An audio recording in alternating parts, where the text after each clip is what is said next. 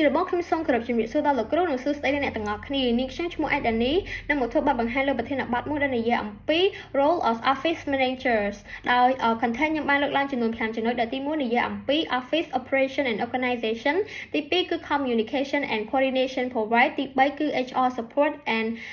office culture ទី4គឺ financial and budget management និងទី5គឺ safety security and compliance ដោយទូនាទីរបស់អ្នកគ្រប់គ្រងការិយាល័យគឺអនុញ្ញាតបានថាជាបុគ្គលដែលមានទូនាទីយ៉ាងសំខាន់ក្នុងការរៀបចំក៏ដូចជាសម្រាប់សម្រួលនិងត្រួតពិនិត្យរាល់សកម្មភាពរដ្ឋបាលប្រចាំថ្ងៃផងដែរដើម្បីធានាថាបប្រតិបត្តិការនៅក្នុងការិយាល័យគឺប្រព្រឹត្តទៅដោយរលូននិងមានប្រសិទ្ធភាពនិងមានសណ្ដាប់ធ្នាប់ផងដែរហើយអនុញ្ញាតបានថាជាស្ពានចម្លងដែលតភ្ជាប់រវាងបុគ្គលិកគ្រប់ផ្នែកទៅនឹងថ្នាក់ដឹកនាំជាន់ខ្ពស់ដើម្បីឲ្យការងារទាំងអស់គឺដើរស្របទៅតាមគោលដៅរបស់ក្រុមហ៊ុនហើយចំពោះចំណុចទី1គឺនិយាយអំពីការគ្រប់គ្រងនិងការរៀបចំរចនាសម្ព័ន្ធការិយាល័យឬ office operation and organization ហ្នឹងគឺអ្នកគ្រប់គ្រងការិយាល័យគឺជាអ្នកមើលថែមើលការខុសត្រូវលើបរិស្ថានការងារទាំងមូលដោយទូនាទីមានដូចជាការរៀបចំប្រព័ន្ធរក្សាទុកឯកសារ filing system ទាំងបែប digital និងឯកសាររឹងដើម្បីងាយស្រួលក្នុងការស្វែងរកហើយការគ្រប់គ្រងការបញ្ជាទិញជាដើមនិងរក្សាកម្រិតស្តុកសម្ភារៈការិយាល័យដែលហៅថា inventory control ហ្នឹងគឺប្រកាសថាมันមានការខ្វះខាតហើយការធានាថាឧបករណ៍ការិយាល័យទាំងអស់ដូចជាម៉ាស៊ីន print កុំព្យូទ័រក៏ដូចជាប្រព័ន្ធអ៊ីនធឺណិតជាដើមគឺដំណើរការបានយ៉ាងល្អហើយចំណុចទី2គឺនិយាយអំពីការសម្រួលផ្នែកទំនាក់ទំនងដែលហៅថា communication and coordination provide ហ្នឹងគឺដើរតួជាស្ពានចម្លងនិងជាចំណុចកណ្ដាលនៃការប្រស័យទាក់ទងក្នុងស្ថាប័នដោយសម្រាប់សម្រួលព័ត៌មានរវាងថ្នាក់ដឹកនាំជាន់ខ្ពស់និងបុគ្គលិកផ្នែកផ្សេងគ្រប់គ្រងការទទួលភ្ញៀវ email ផ្លូវការនិងការឆ្លើយឆ្លងសំណួរស្នាមផ្សេងផងដែរនិងមានការ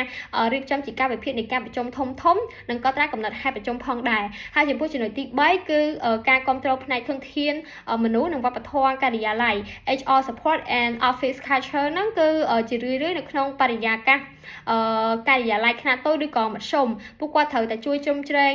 ការងាររដ្ឋបាលបុគ្គលិកដោយជួយសម្រួលដល់ដំណើរការទទួលបុគ្គលិកថ្មី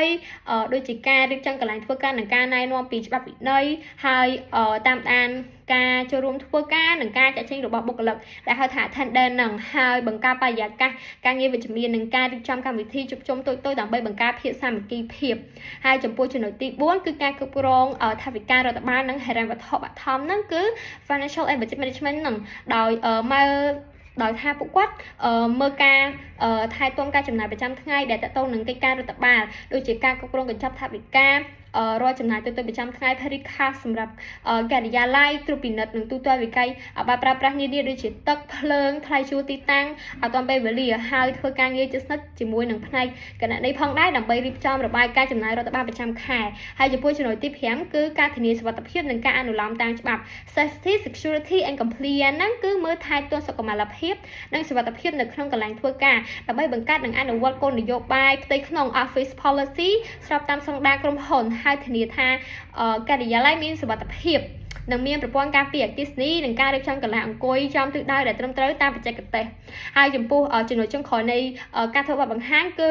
សេចក្តីសន្និដ្ឋាន conclusion ហ្នឹងគឺដោយឃើញថាក្នុងយុគសម័យទំនើបតែបច្ចេកវិទ្យាមានការវិវត្តលឿនហ្នឹងគឺប្រធានការិយាល័យកាន់តែត្រូវការភាពបត់បែននិងជំនាញទន់ដែលហៅថា soft skill ហ្នឹងគឺនឹងមានសមត្ថភាពគ្រប់គ្រងខ្ពស់បើសិនជាគ្មានការគ្រប់គ្រងដ៏មានប្រសិទ្ធភាពពីប្រធានការិយាល័យទេគឺស្ថាប័នហ្នឹងគឺអាចជួបប្រទះនឹងភាពមិនច្បាស់លាស់ក៏ដូចជាការខាតបង់ពេលវេលាជាដើមហើយដូច្នេះហើយគឺភាពជោគជ័យរបស់ប្រធានការិយាល័យហ្នឹងគឺក៏ជាចំណែកដ៏ធំមួយនៃភាពជោគជ័យរបស់ក្រុមហ៊ុនទាំងមូលផងដែរដូច្នេះចំណុចខ្ញុំមានតែប៉ុណ្្នឹងទេសូមអរគុណដល់លោកគ្រូនិងអ្នកទាំងអស់គ្នាសម្រាប់ចំណាយពេលក្នុងការទស្សនាលើបទបង្ហាញរបស់នាងខ្ញុំសូមអរគុណ